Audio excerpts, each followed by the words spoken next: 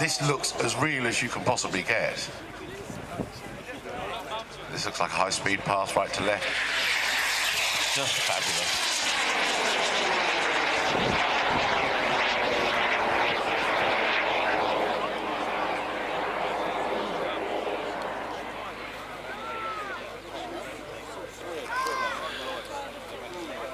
Just such scale-like performance.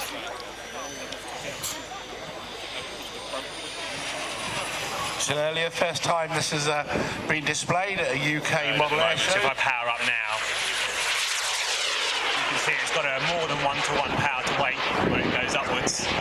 Turbine is an EF 300, which is almost a hand-built turbine, hailing from Germany.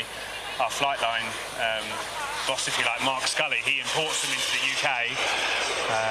It's a big old lump of engine and produces 300 newtons of thrust. So yeah, it's not underpowered, this particular airplane. I'm still very much learning how to fly it. It's unusual for me to have such an airplane with a high load. So it's gear down now. Bleeding off the speed. Bring up the nose, keeping some power on. Fabulous. Fantastic. Round of applause for Machinchy and its English Electric Lightning. Just amazing. Thank you, Alan.